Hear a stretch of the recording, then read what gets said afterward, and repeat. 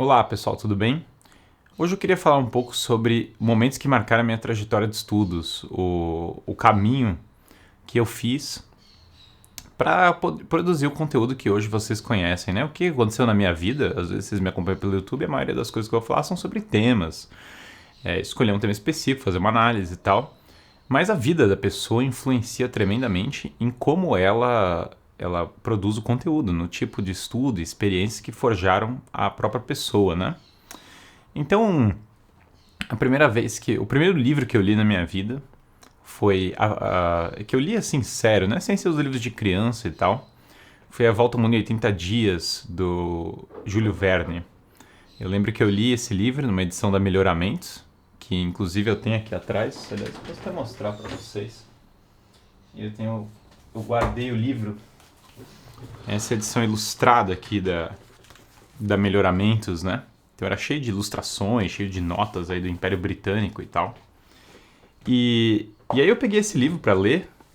Eu li numa cabana, uma dessas cabanas de criança, né? Que tinham sido montadas e eu li em uma noite. Eu não consegui parar de ler o livro. Foi uma experiência fantástica.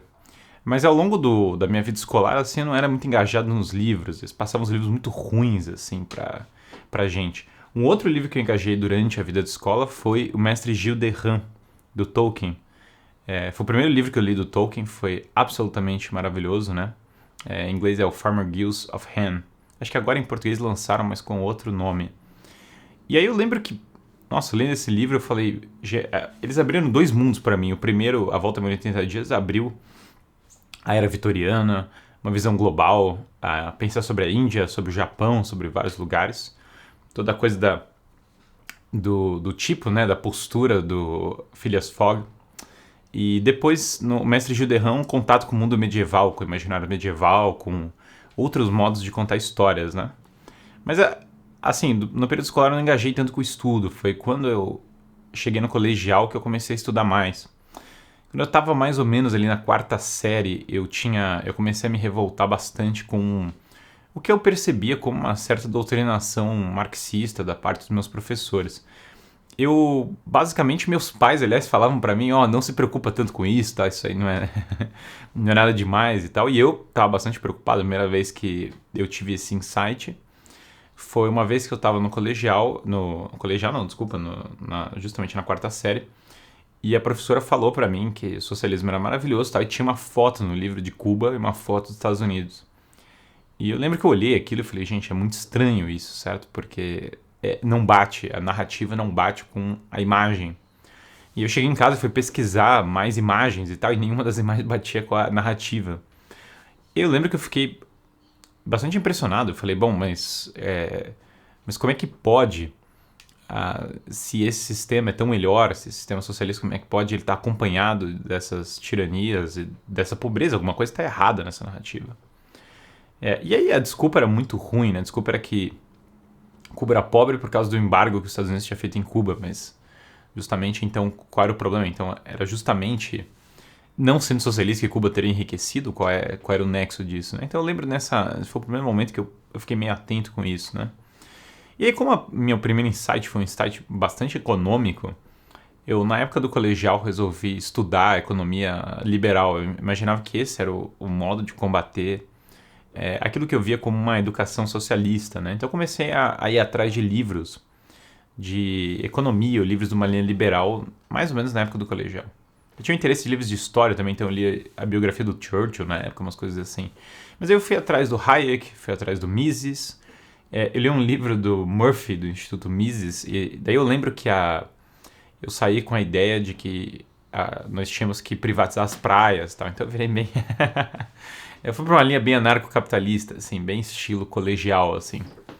E aí eu lembro nesse período que era isso, minha visão era bastante materialista, mas e eu entendia que o problema do socialismo era um problema material, ponto. Não havia uma densidade espiritual maior. Foi quando eu entrei na faculdade, né, eu comecei a me refugiar na biblioteca para estudar. E eu comecei a ler Platão, comecei a ler Dostoiévski, e aquilo me levantou a pergunta da imortalidade da alma. Na época era comum também os debates do William Craig com o Richard Dawkins, toda a coisa do neo-ateísmo e tal. E aí isso me colocou a estudar se Deus existia. E a partir dessas referências, eu fui parar em São Tomás de Aquino. São Tomás de Aquino, que na época eu era estudante de Direito, né? Então eu saí do colegial, estudei no Colégio Dante Alighieri, em São Paulo, e depois entrei na PUC de São Paulo, né? E fui fazer Direito. E aí o clima era bastante socialista também na faculdade, aliás, mais do que no colégio. E olha que eu na época achava que era impossível, e era bem mais. E aí, e aí o que acontece? Eu parei e falei, nossa, eu preciso ler outra linha, preciso encontrar outras coisas. Quando eu li esse tema da alma, eu parei e refleti, nossa, mas será que eu tenho uma alma? Será que eu tenho uma alma imortal? E lendo São Tomás, eu me convenci que Deus existia e me convencia e voltei para a Igreja Católica, né? Eu tinha me afastado, tinha estudado num colégio católico antes do Dante, fiz uma certa catequese, mas me afastei da igreja. Não tinha uma formação intelectual, não tinha nenhuma densidade, né? E lendo São Tomás eu retorno e boto na minha cabeça que eu vou viver uma vida intelectual, né? Então eu leio 3 vezes aquele livro, A Vida Intelectual, do Padre Sertilanges, que me ajudou demais. Eu importei ele com uma capa vermelha. Eu não tenho mais ele aqui, eu doei. Mas foi um livro que mudou assim minha vida. E daí eu me coloquei e falei, não, vou ter uma rotina de estudos diária. Intransigente. Eu preciso ler todos os dias até me formar, né?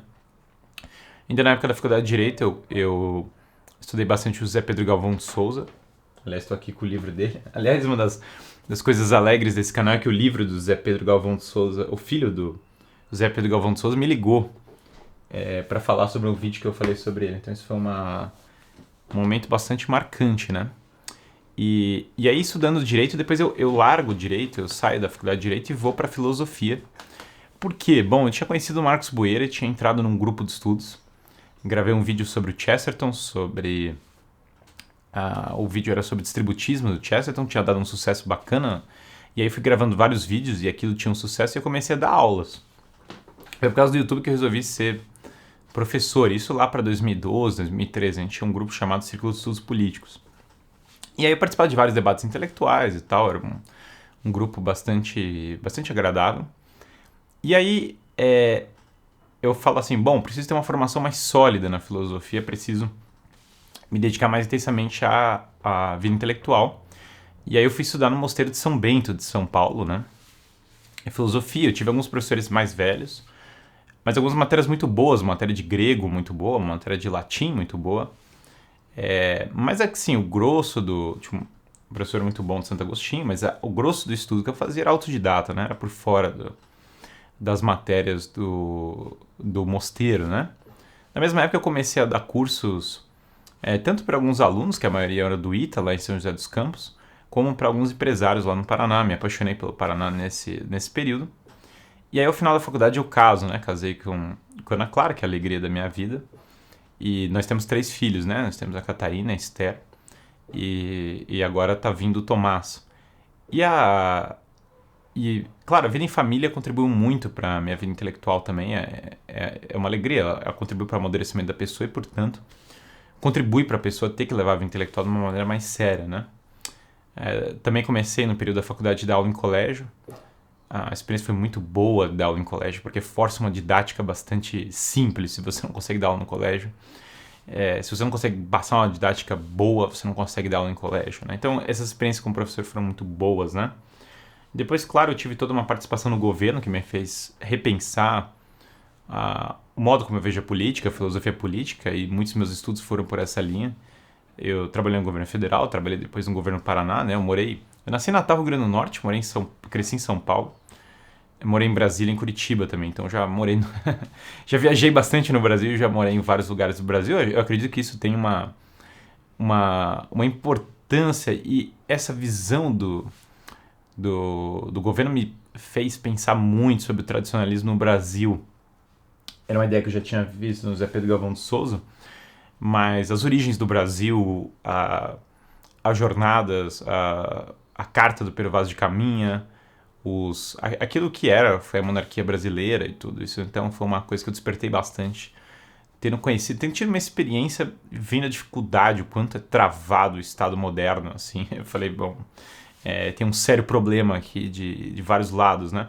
Então Também contribuiu para isso a leitura do comunitarismo do MacIntyre, alguns livros do MacIntyre que basicamente me levaram tanto ao tradicionalismo ibérico, né, essa linha mais do Francisco Elias de Terrada, do Zé Pedro Galvão de Souza, quanto essa linha comunitarista do MacIntyre, uma releitura que eu fiz da Democracia na América, do Tocqueville, me levaram para uma linha...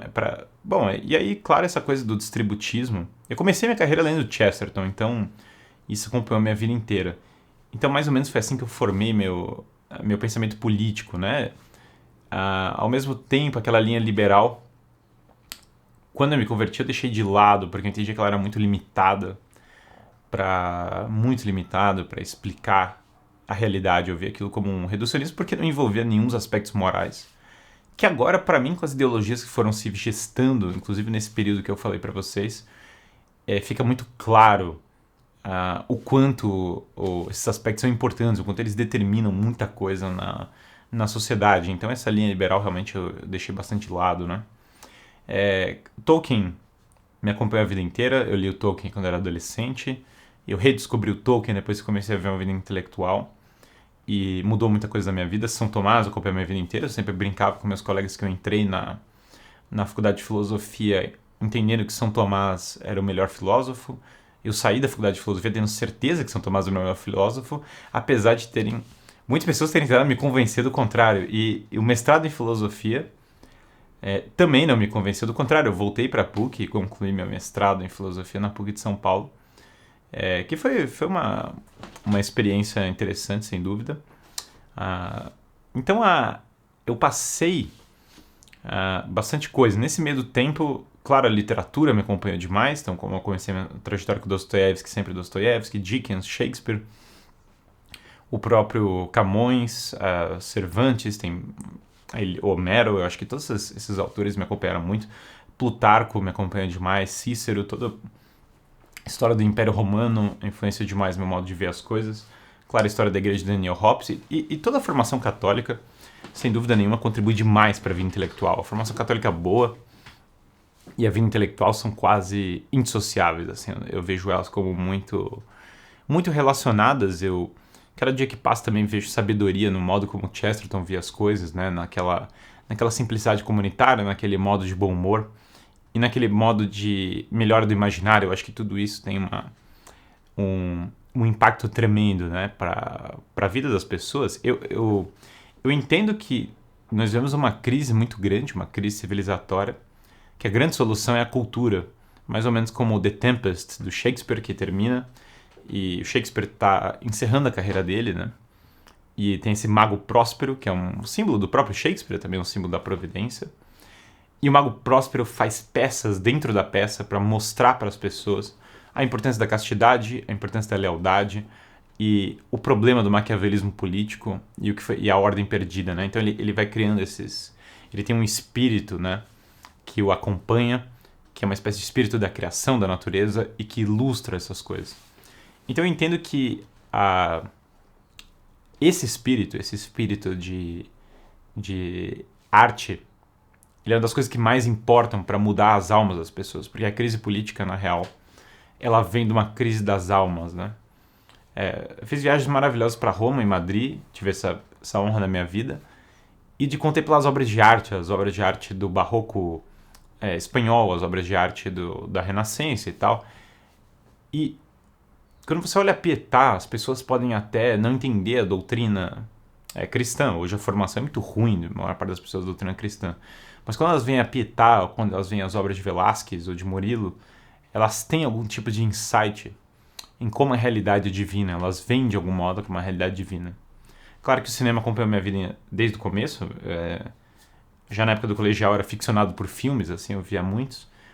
E eu acho que é por esse mesmo motivo. Eu acho que, quer dizer, por que eu gosto de falar sobre literatura? Por que eu gosto de falar sobre arte? Por que eu gosto de falar sobre por que eu gosto de falar sobre todas essas coisas? Por que eu gosto de falar sobre cinema? Porque essa parte de educação imaginária eu não vejo como simplesmente um aburguesamento, uma coisa, uma degustação de vinho e tal, e eu vou falar coisas chiques. Eu vejo isso como uma parte de como as pessoas podem deixar de fechar a alma delas para a realidade transcendente, sair dessas ideologias na qual elas estão presas, né? E voltar a contemplar. Então é aquele filme A felicidade não se compra, pra mim, é o símbolo máximo, né? Ver esse filme mudou minha vida. Acho que junto com O Senhor dos Anéis, talvez tenha sido o filme que mais impactou minha vida. O George Bailey reza e chora e fala: por favor, Deus, eu quero viver de novo. Quando ele descobre o quão longe ele está de abraçar a vida na sua integralidade, como a vida seria se ele não tivesse nascido. Então ele entende qual é a missão, qual é o sentido da vida dele. E ele deseja viver novamente. Então eu entendo que isso de tentar inspirar as pessoas a encontrar o divino, e isso de tentar... A paternidade me ensina isso todos os dias, com certeza. Eu acho que, nossa, não tem praticamente nada que vai ensinar mais para uma pessoa isso do que a paternidade. Mas esse espírito de George Bailey, esse espírito de quero viver de novo, eu acho que, como Shakespeare colocou, a arte pode despertar isso nas pessoas. Ela não vai fazer tudo, só a religião, só Deus consegue levar as pessoas Santo Agostinho fala, de maneira muito sábia, que Deus é muito esperto. Deus deu livre-arbítrio, mas ele deu também um coração para o homem que não fica quieto até que repousa nele. Então, e recentemente eu tenho essa experiência maravilhosa no Brasil Paralelo também, e eu entendo que tudo isso conflui para o mesmo canto. No final das contas, a vida intelectual, ela não é acumular erudição. No final das contas, a vida intelectual é se apaixonar pela beleza e despertar a experiência da beleza e da verdade no coração das pessoas. É buscar contemplar isso, é uma vida contemplativa, por isso que o termo que os medievais usavam, o termo que foi passado bastante, eu lembro isso de umas aulas que eu assistia com um professor que ele falava isso, o autor do Educação Segundo a Filosofia Perene. E aí ele falava dos medievais e falava toda hora da vida contemplativa. E aí eu fiquei pensando nisso e falei, poxa, é isso mesmo, né? Quer dizer, a vida contemplativa é a vida na qual você ama a verdade eterna. Então eu entendo que isso de unir a vida prática, por isso que eu gosto de tentar concretizar as coisas, eu aprendi com São José Maria Escrivá. E eu acho que quando você tenta juntar a vida prática com essa vida contemplativa, o homem, pelo menos nós que vivemos uma vida no meio do mundo, nós conseguimos encontrar o sentido das nossas vidas. E aí nós valorizamos, aí nós vivemos de fato, né? Ao invés de só sair pairando pelas coisas sem entender o que acontece ao nosso redor. Então é isso, gente. Esse é um pouco da minha trajetória, alguns momentos marcantes que fizeram a minha trajetória intelectual ser do jeito que foi. Não deixem de se inscrever no canal, ativem o sino das notificações, coloquem todos lá no sino, que faz uma diferença tremenda. E procurem meu site, o link vai estar na descrição do vídeo.